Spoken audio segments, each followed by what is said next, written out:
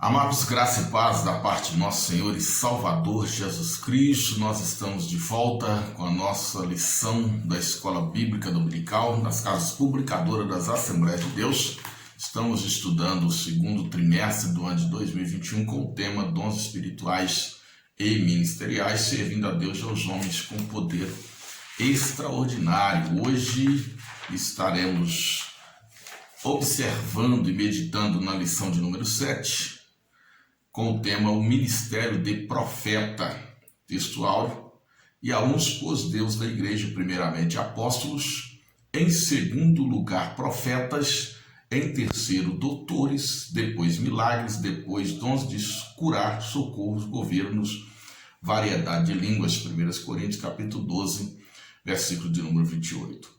A nossa verdade prática diz assim: o ministério de profeta é fundamental para a igreja de Cristo nos dias atuais. Nós temos como objetivo nessa lição expor o funcionamento, o desenvolvimento do ministério de profeta na igreja atual.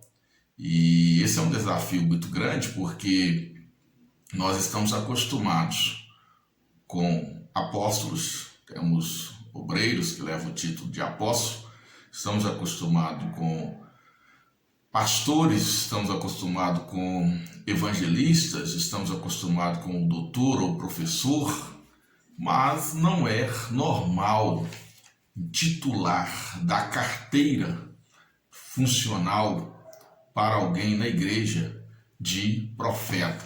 E talvez isso cause uma estranheza, talvez isso cause um questionamento, por que nós não vemos na igreja atual alguém com esse título, alguém semelhante a quem tem uma credencial de pastor, uma credencial de presbítero, uma credencial de apóstolo, de evangelista, e nós não damos uma credencial para apóstolo, uma vez que o ministério, ou seja, nós não damos uma credencial para o profeta, uma vez que o ministério de profeta está relacionado em Efésios capítulo 4, versículo 11, paralelo aos ministérios do pastor, do apóstolo, do evangelista e do mestre. Então, queridos, é um questionamento pertinente e nós vamos observar que o ministério do profeta ele é tão necessário e tão atual quanto todos os demais para a igreja de nosso Senhor e Salvador Jesus Cristo. Primeiro tópico nosso diz o profeta do Antigo Testamento. Qual o conceito que temos do profeta do Antigo Testamento? O profeta do Antigo Testamento era aquela pessoa incumbida para trazer a mensagem de Deus, para revelar mistérios de Deus ocultos aos homens e que no seu tempo precisava ser revelado. Então o profeta era alguém que se colocava entre Deus e os homens, diferente do sacerdote que se colocava entre os homens e Deus. Vou te explicar isso. O profeta ouve Deus falar, o profeta vê o que Deus quer mostrar e fala com os homens e revela os homens.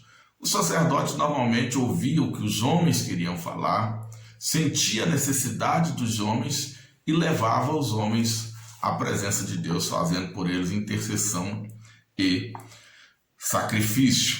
Então o profeta, ele é um agente divino, uma pessoa que empresta os seus ouvidos a Deus para ouvir de Deus e falar aos homens. Quando olhamos para o Antigo Testamento, nós vamos observar que o ministério profético ele começa bem cedo na história da humanidade.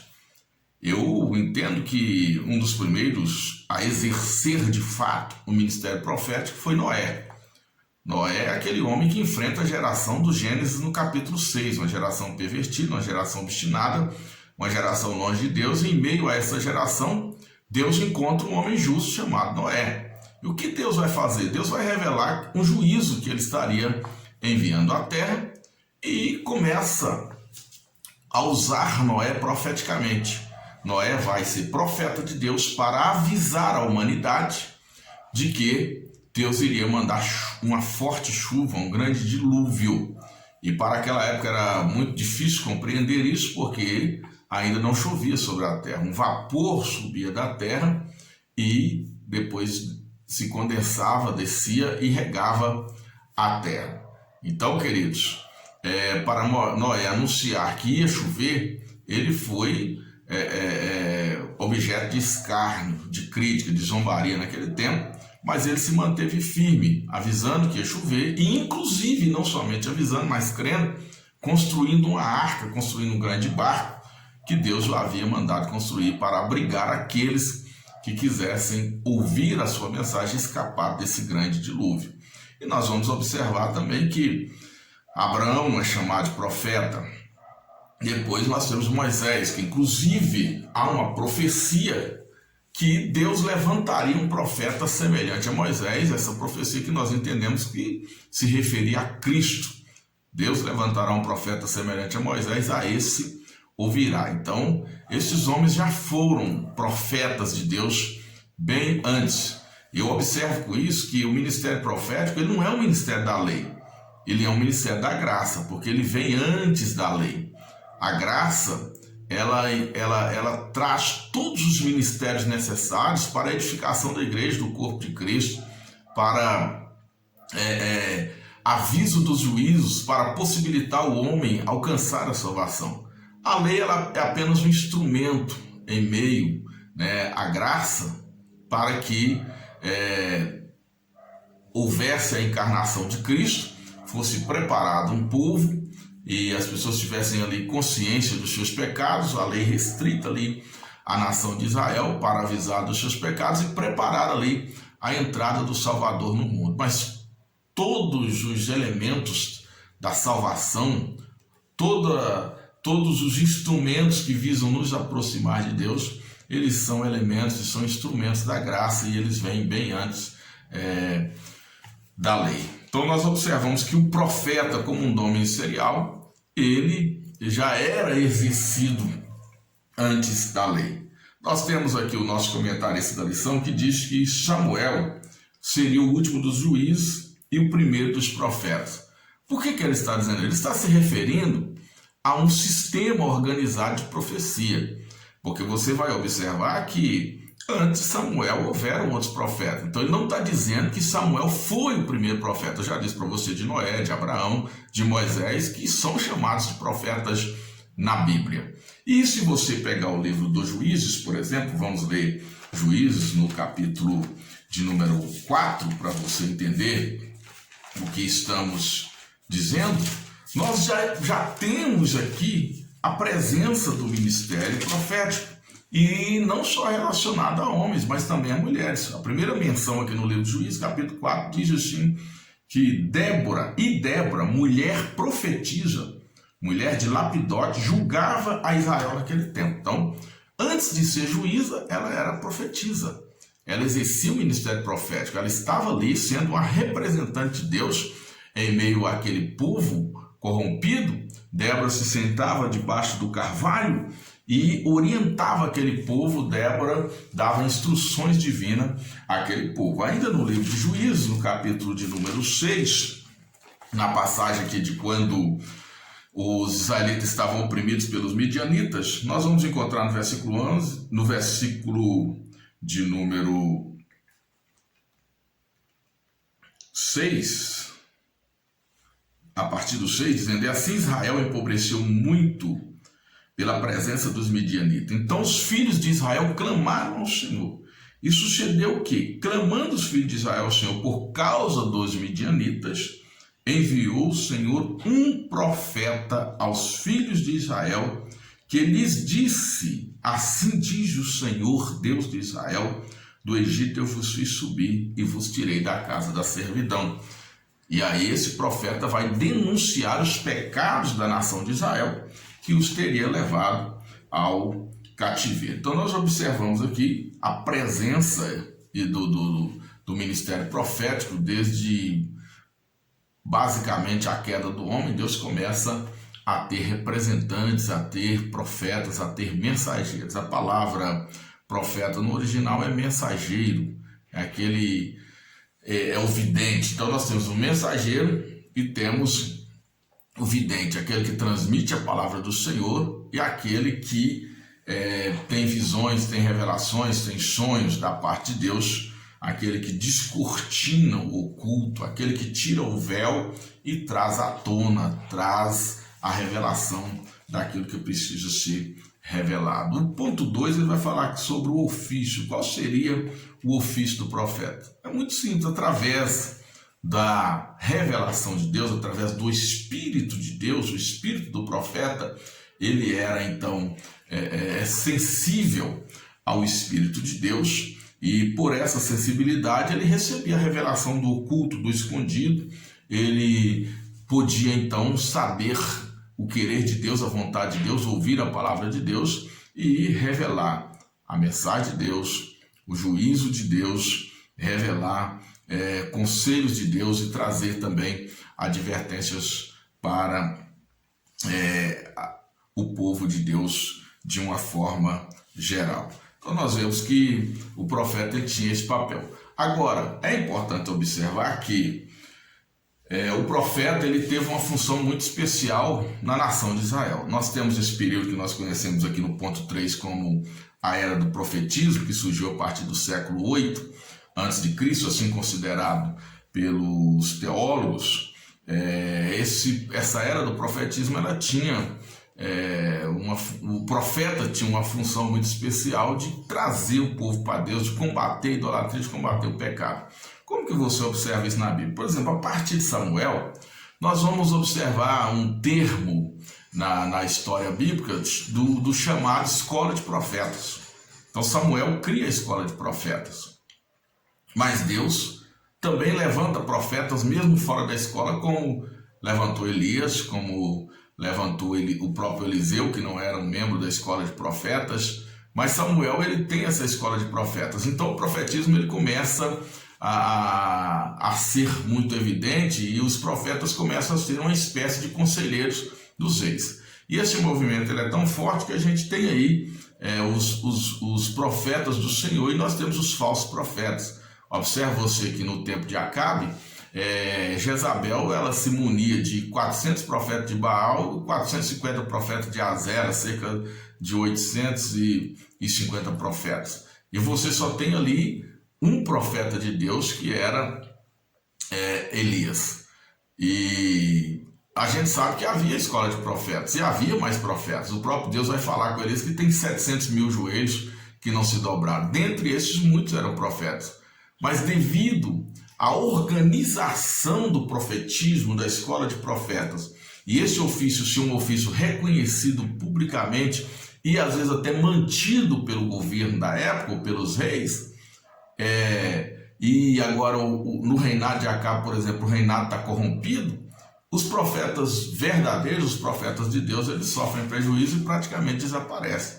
E quem sobrevive à margem, como Elias sobreviveu, porque precisava anunciar os juízos de Deus e combater os pecados da nação de Israel, que através de Acabe e Jezabel estavam sendo levados para a idolatria. Então é um momento muito importante e o profeta, nesse tempo, ele tem uma função no Estado de Israel muito importante. Você observa que Saul, por exemplo, vamos voltar um pouquinho lá atrás com Samuel. Saul, para ir à guerra, precisava esperar Samuel chegar e autorizar.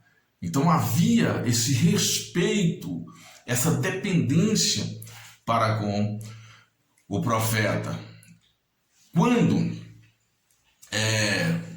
Elias foi levado ao céu num carro de fogo, para você entender um pouco mais profundamente o que a Bíblia revela a respeito da importância do profeta no reinado de Israel, aqui no capítulo 2 de 2 Reis, no versículo 12, diz assim: o que vendo Eliseu clamou, meu pai, carros de Israel e seus cavaleiros, e nunca mais o viu, então pegando as suas vestes, rasgou as suas duas partes.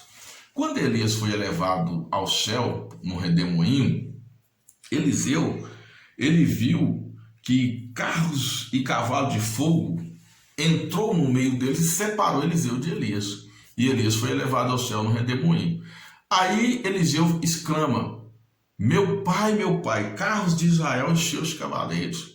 Ele tem a visão do mundo espiritual, da representatividade política de Elias, porque o governo da nação de Israel não era uma monarquia pura, mas era uma espécie de monarquia ratificada, sustentada pela teocracia. Então Deus estava presente ali.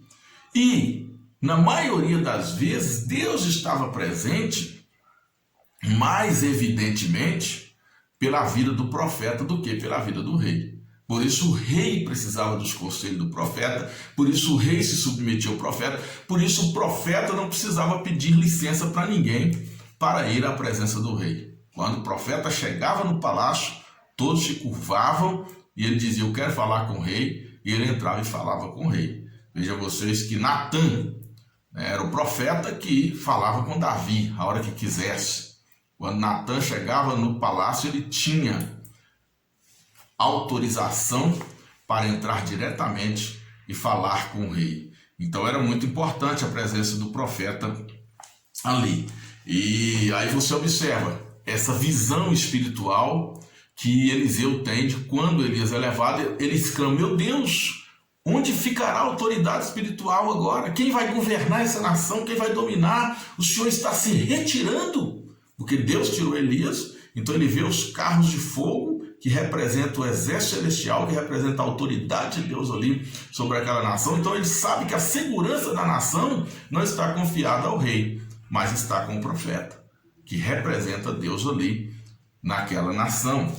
Para você entender mais ainda o que eu estou falando, vamos ler aqui 2 Reis, no capítulo de número 13 e no versículo de número 14. E Eliseu estava doente da enfermidade de que morreu, e Jeoás, rei de Israel, desceu para visitá-lo, e chorou sobre o seu rosto e disse: meu pai, carros de Israel e seus cavaleiros. Olha o desespero de Jeoás quando viu que Eliseu não ia sobreviver. Ele não sabia quem ia substituir Eliseu, ele não sabia quem seria o outro profeta, e a autoridade estava com Eliseu. Inclusive Eliseu acabara de dar instruções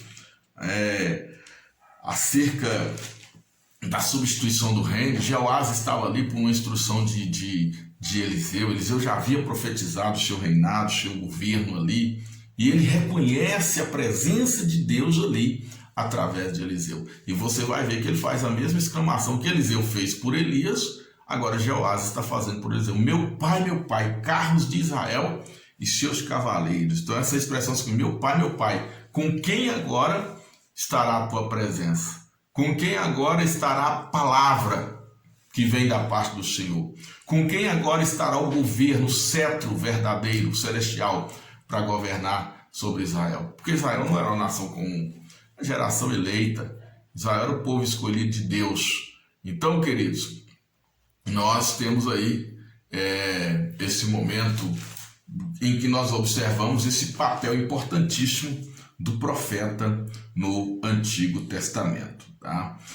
No segundo ponto, nós temos aqui o profeta no Novo Testamento. Qual a importância do termo profeta no Novo Testamento? Bem, nós vamos ver que a importância do profeta ela é a mesma importância do pastor, é a mesma importância do apóstolo, é a mesma importância do evangelista, é a mesma importância do mestre ou dos doutores na igreja.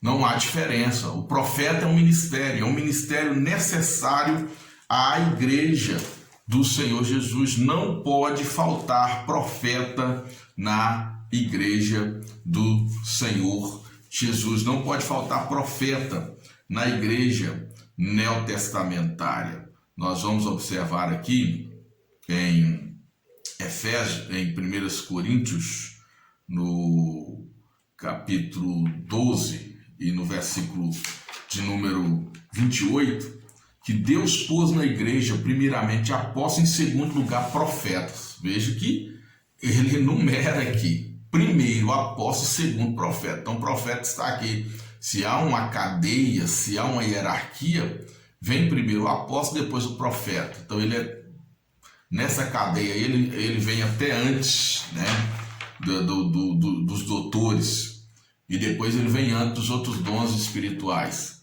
vendo aqui a importância desse profeta. Não pode, onde tem apóstolo é preciso ter um profeta, onde tem pastor é preciso ter profeta, ou seja, na igreja precisa ter profeta. Efésios, no capítulo 2, versículo de número 20, nós vamos observar aqui que o profeta, juntamente com o apóstolo, ele tem um papel importantíssimo na edificação da igreja. Eles edificaram sobre o fundamento dos apóstolos e 2 profetas, de que Jesus Cristo é a principal pedra da esquina. Então o profeta, ele é fundamental na edificação da igreja, porque ele faz parte da base. Ele faz parte da base. Se não houver profeta na igreja, é perigoso essa construção ruir, essa construção cair, porque você pode edificar sobre o fundamento que é Cristo de maneira irregular, e essa construção vir a crescer fora do prumo, a ser feita com materiais inválidos, com materiais desprezíveis, e essa edificação ficar prejudicada pela falta do profeta. Qual o ofício do profeta neotestamentário? Tanto no Antigo Testamento quanto no Novo Testamento, o profeta, ele não é um adivinho. O profeta, ele não está ali para adivinhar coisas futuras. O profeta não está ali para falar coisas triviais e se preocupar e se importar com coisas da vida cotidiana, como nós vemos hoje aí, né? Esses profetas de meia tigela por aí, se preocupando com coisas tão banais, tão triviais. Não é essa a função do profeta na Bíblia. Tanto no Antigo quanto no Novo Testamento, jamais foi essa. Os profetas do Antigo Testamento não eram apenas adivinhos ou videntes. Eles tinham comunhão com Deus e falavam pelo Espírito Santo de Deus. E hoje também nós observamos que o profeta do Novo Testamento, ele é um homem dotado de capacidade sobrenatural pelo Espírito Santo de Deus para falar à igreja. E aí ele vai revelar, ele pode revelar o oculto, ele vai proclamar a palavra de Deus, ele vai interpretar a palavra de Deus, ele vai admoestar a igreja, ele vai exortar a igreja, e a palavra exortar significa trazer ânimo, ele pode consolar a igreja e ele pode também, ou seja, o resultado maior vai ser a edificação da igreja de nosso Senhor e Salvador Jesus Cristo. Então o profeta está aí para combater a apostasia, para combater a heresia, para combater os enganos e para revelar coisas que muitas das vezes estão ocultas e que precisam de fato serem reveladas, tá? Nós vamos fazer uma leitura aqui, por exemplo, ainda para vermos o papel do profeta na igreja primitiva. Nós temos aqui em Atos dos Apóstolos, no capítulo de número 13, a presença do profeta na igreja. Veja, na igreja que estava em Antioquia havia alguns profetas de doutores, a saber, Barnabé e Simeão, chamado Níger, Lúcio, Cirineu e Manaém, que fora criado com Herodes, o tetrarca, e Saulo. Profetas de doutores, tá certo? Então a Bíblia está identificando o ministério do profeta, o ministério do profeta. Então esse profeta no Novo Testamento, ele não é o mesmo dom da profecia que é dado a todos os crentes, mas é um ministério. Existe o ministério de profeta, apesar de você não receber credencial de profeta, não ser consagrado a profeta, como nós, na verdade, não somos consagrados, né, a qualquer um dos ministérios. Nós somos reconhecidos, porque a vocação vem de Deus e não do homem, certo? A vocação vem de Deus e não do homem. E a igreja reconhece essa vocação no seu seio e reconhece aqueles que o Senhor nomeou como apóstolos, pastores, profetas, evangelistas e doutores.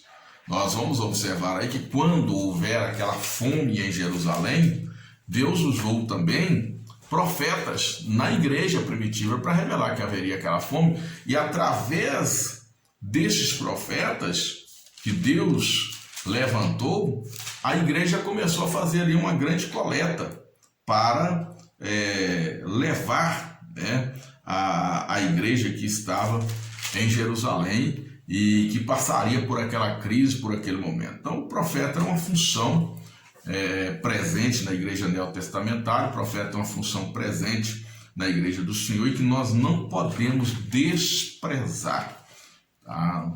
Paulo, escrevendo ao 2 Tessalonicenses, ele vai dizer: não desprezeis, ou seja, escrevendo a sua carta aos Tessalonicenses, a primeira carta, no capítulo 5, ele vai dizer: não desprezeis as profecias. Isso é muito importante, isso é muito interessante. Você pode estar conferindo no capítulo 5, no versículo de número 20, não desprezeis as profecias.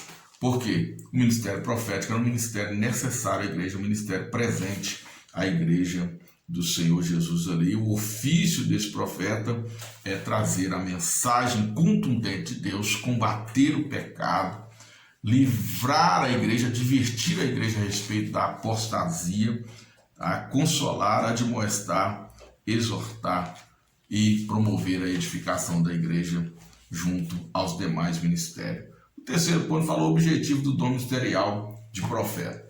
Para isso, eu vou apenas repetir com você que o que está em Efésios capítulo 4, versículo 12.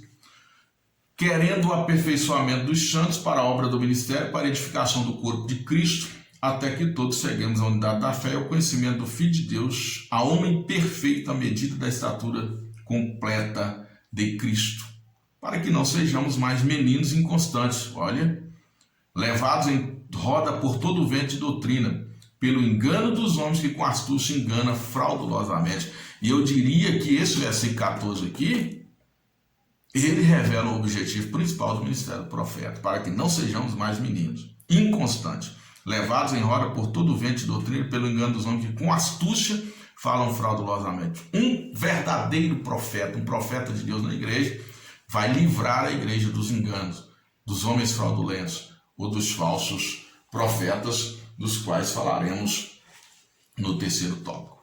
Discernindo o verdadeiro profeta do falso. Então no ponto 1 fala simplicidade vezes arrogância. O verdadeiro profeta é simples. O verdadeiro profeta age com amor.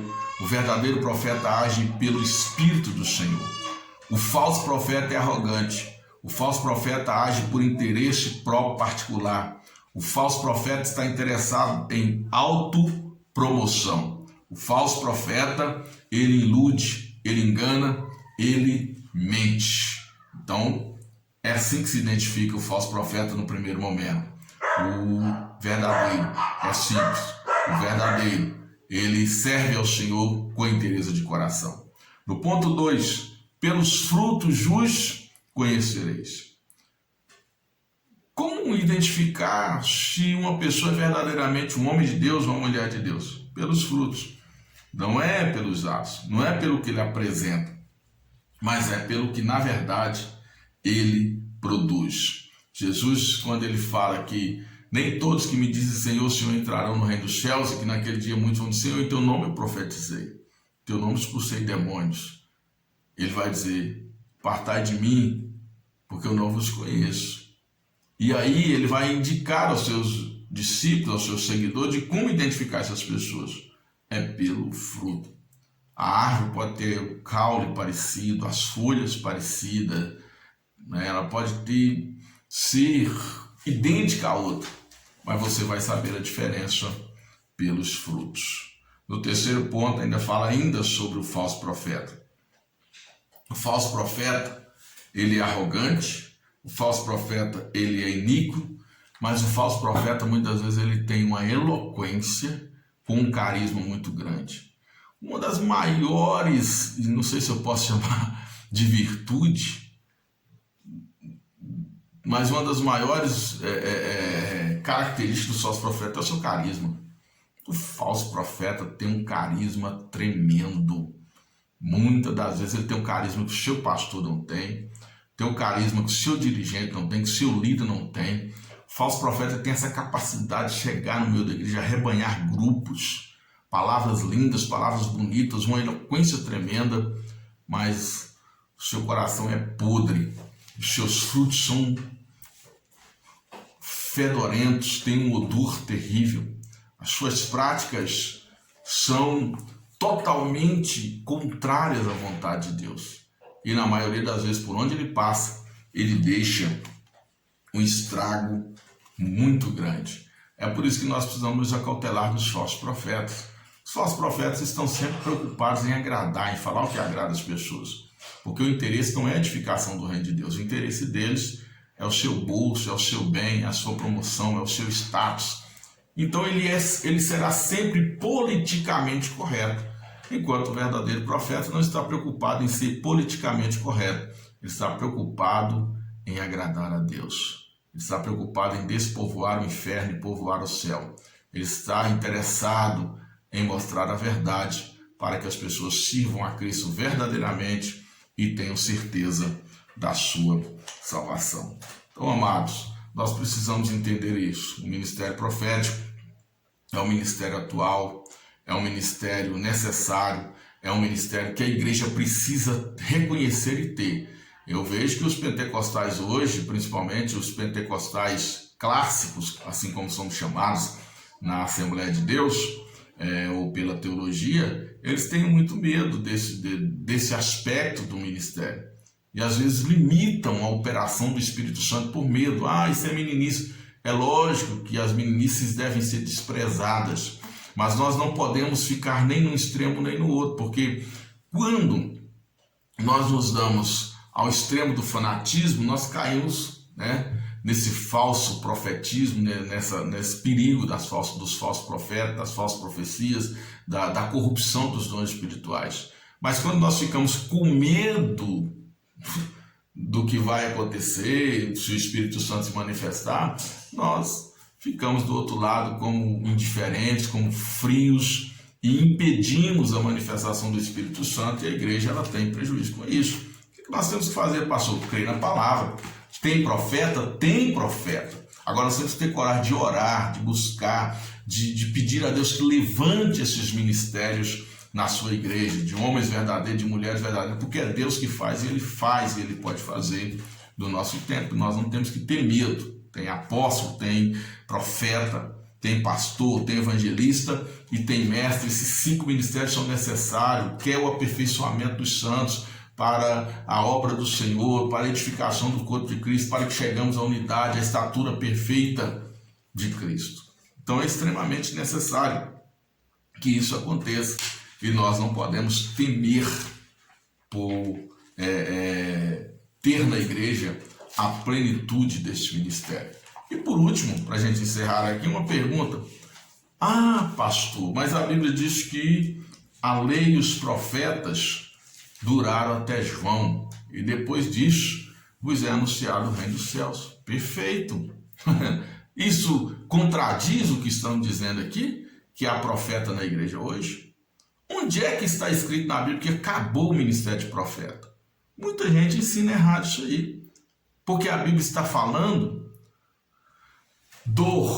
da eficiência, da eficácia, do objetivo da Torá e da mensagem profética. Por quê?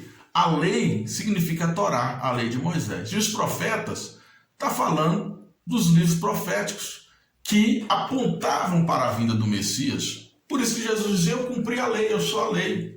Eu cumpri o que os profetas estavam dizendo, eu sou o que os profetas estavam profetizando. Então, a lei e os profetas duraram até João. Ou seja, de João para trás, tudo apontava para Jesus. Agora Jesus chegou, certo? Agora, de Jesus para frente, nós temos os dons ministeriais. E dentre eles, temos o profeta do tempo da graça, desse momento da graça. E eu falei lá no início que profeta não é um ministério da lei, profeta é um ministério da graça. Porque o primeiro profeta foi Noé, depois Abraão foi profeta, Depois Moisés foi profeta, e a Bíblia diz que Moisés foi profeta. No tempo dos juízos houveram profetas. Então, em todo tempo houve profeta, né? A gente tem antes a lei, e depois de Moisés já vem a lei, mas chega Cristo, e Cristo não acabou com o ministério profético.